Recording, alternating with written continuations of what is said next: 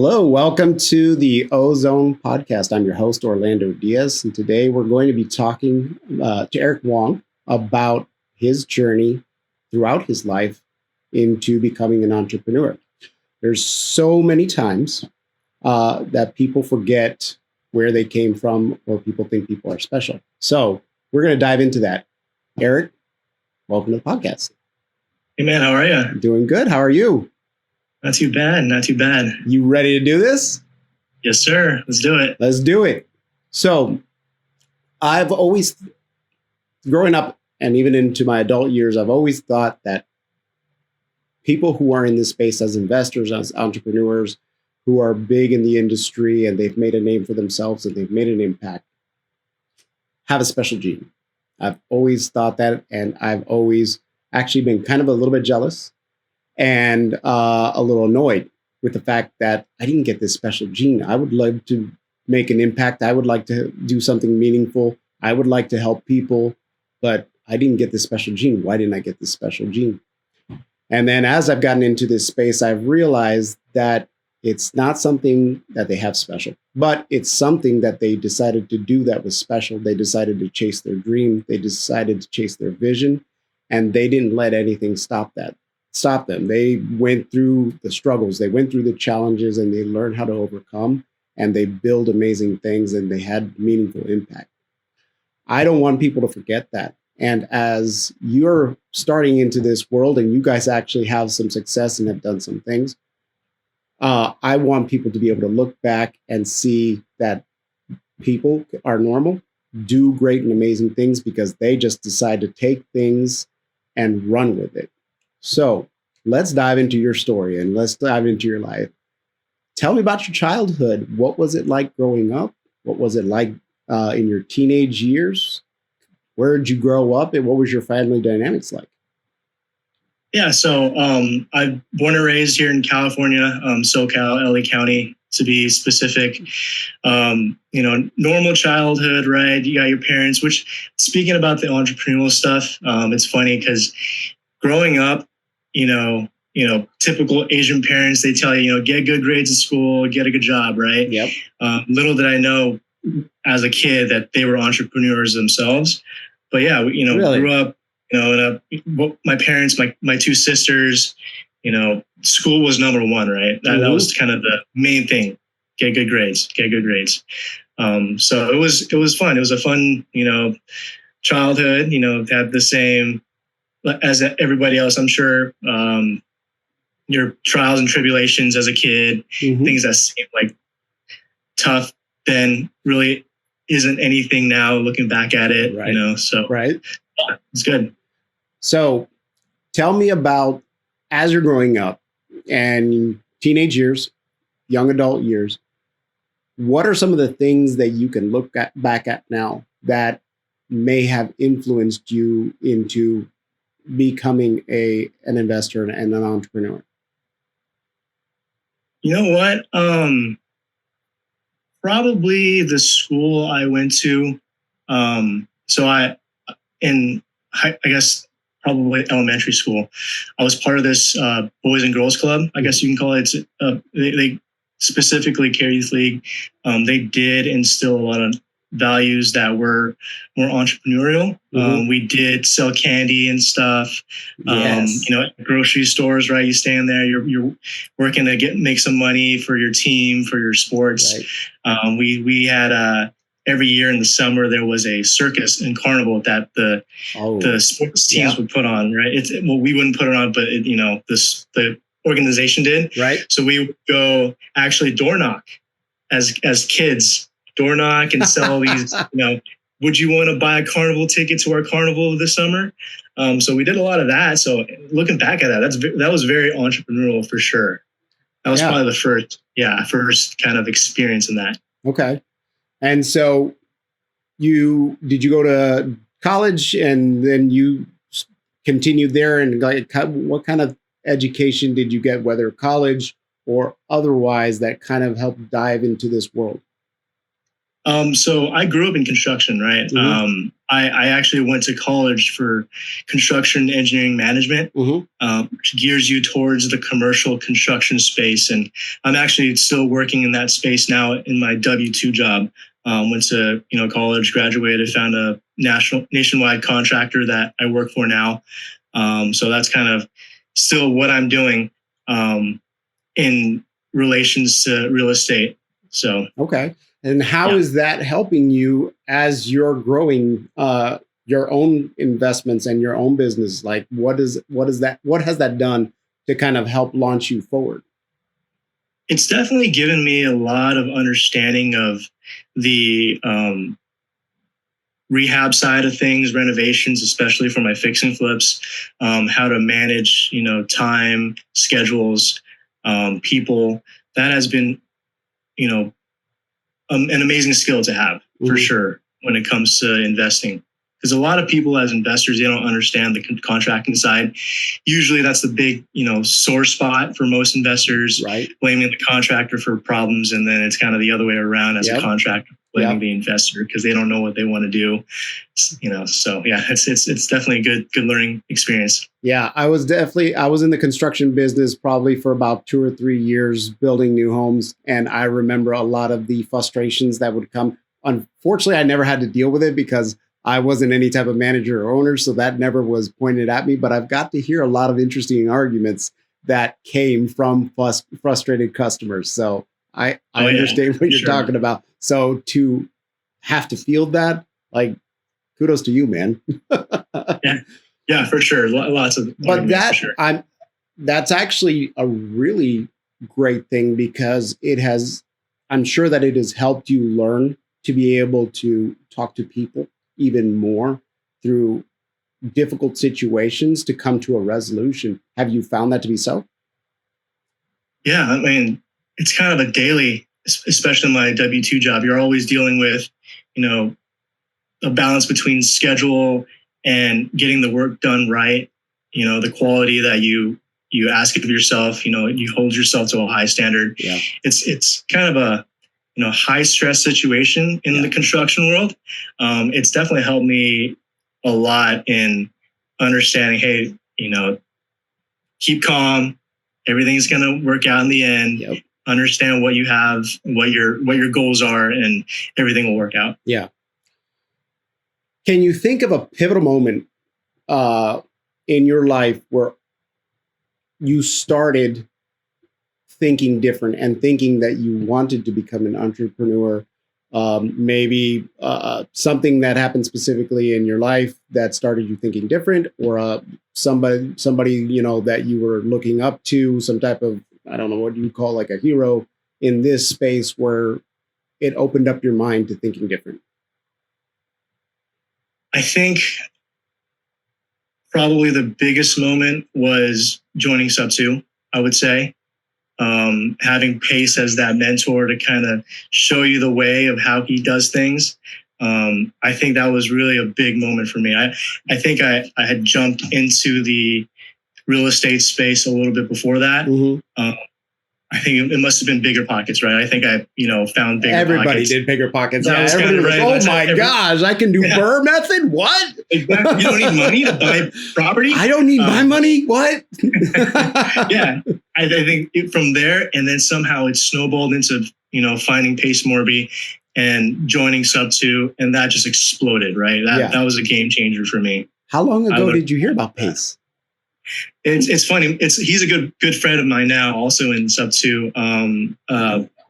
Toby. I found him. I don't know how I met up with him, but we started chatting.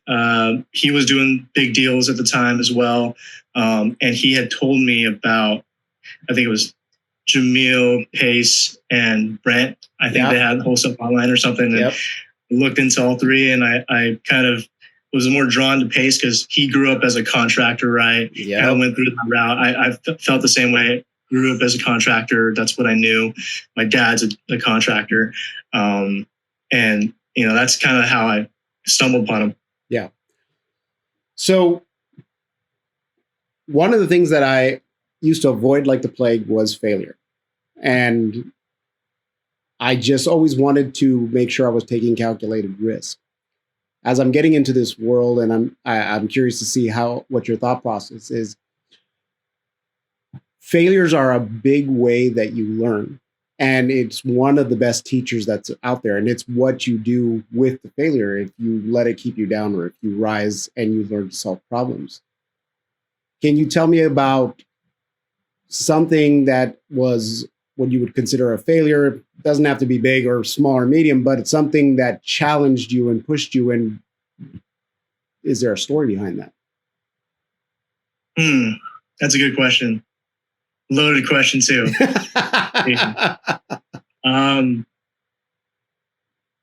I would say not believing in myself more. We had just jumped into real estate, right? Investing for ourselves. Yeah. We knew that we didn't have the experience, even though I've got a construction background. I knew that side, but investing was brand new. We had invested as almost a private money partner. Yep. On a deal with these guys I had just met. They had some experience, but not part of the SubTo group, right? It was outside. Right. Seemed legit. Seemed like they knew what they were doing. Yeah. But what I had found out through the process was they were in over their heads with the specific deal we were on, right? Right. They were great fix and flippers. That's what they knew, fix and flip. This was more of a hybrid. It was more my territory. Yeah. Where it was developments, right? I understand ground up construction. I understand bigger commercial. This was kind of a hybrid where the front house was a rehab, simple fix and flip, but the back house was stud frame. The previous developer demoed the garage and was going to build a 2-story rooftop deck, really nice ADU in the back. It was just framing. So that was something in my wheelhouse. I understood that. Right. But at the time, didn't believe in myself. I have this W-2 job. I don't have the time to manage a project like that, but I knew how to. I took a back seat, let them handle it because I figured they knew what they were doing. Yeah. But long story short, it wasn't the best situation. Ended up having to get multiple GCs on the job, multiple subcontractors to finish it, issues with the inspectors. So it spent way more time, way more money. But it was a great learning experience in the end. I probably wouldn't change what we, experienced, but it was definitely something that I guess regret a little bit. But it was a good learning experience for sure. You hit on a key point. Not believing in yourself. That's definitely something that I have struggled with as I'm getting into this space. And I've grown a lot from that.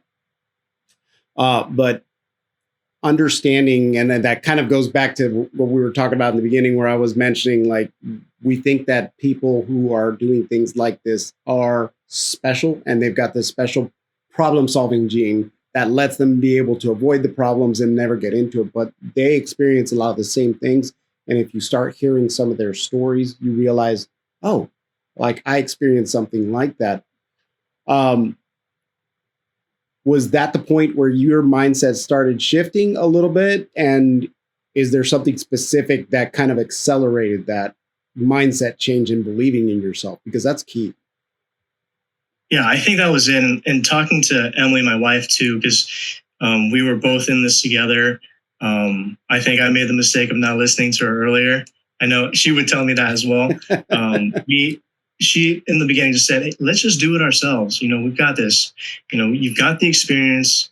We're learning from Pace and the SubTo community. You've got the community here to help with any endeavors that you take on. Yeah.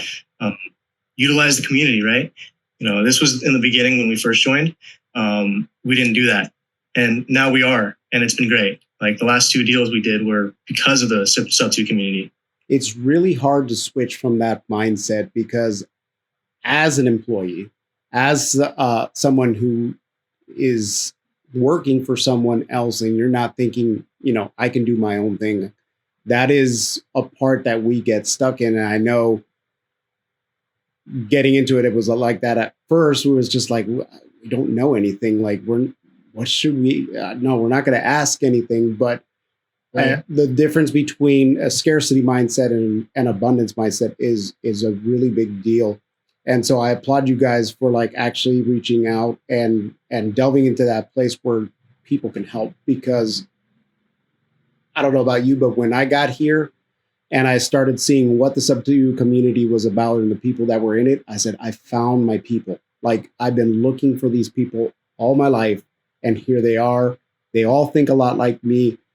They want to do the same thing. They want to do big things. And now I've got my tribe, and it's been really amazing. Yeah, I hear you, man. I feel the same way. Yeah. All right. So what are you guys doing now, and what's down the road for you?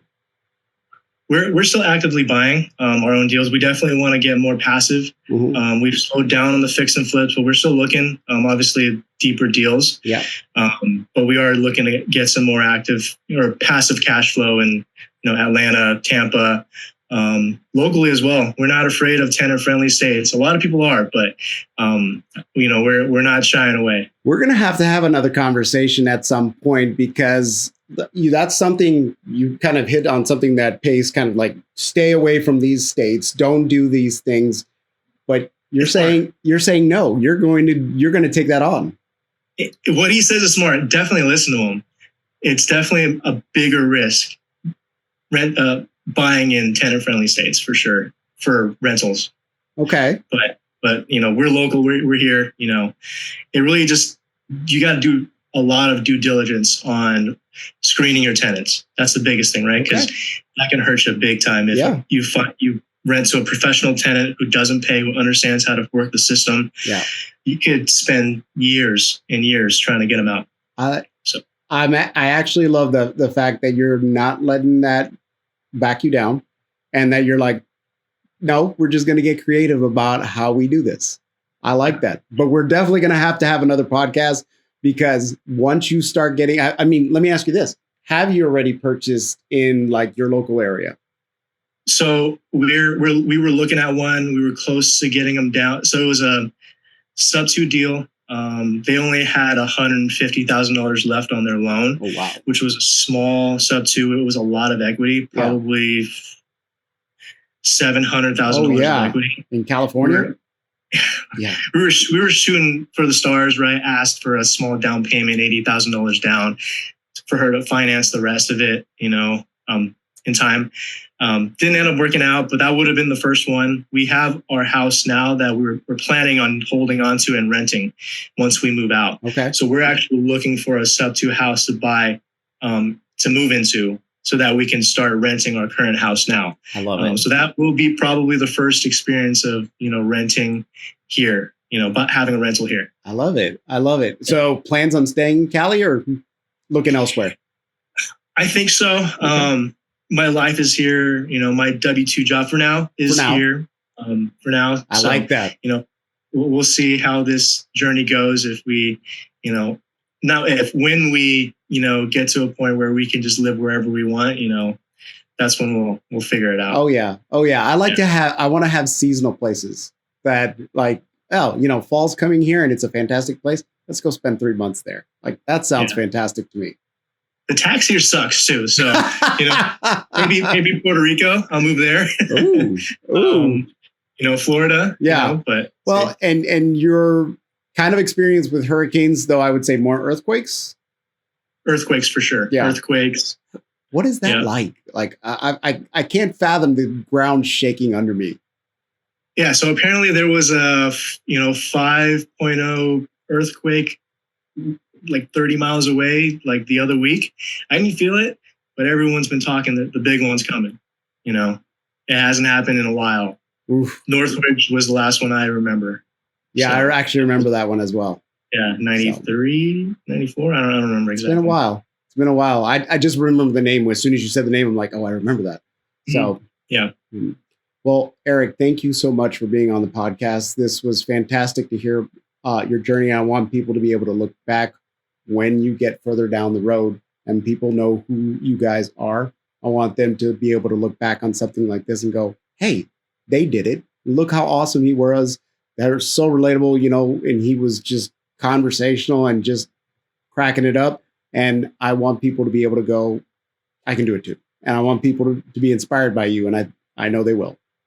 Yeah, anyone can do it. We're just normal people. That's right. And you know what? Right. People we look up to, they were normal too, and they just started something. Exactly. Awesome. Well, Eric, thank you for being on the podcast, and look forward to having another one. Awesome. Thanks, Orlando. Thank you. See ya.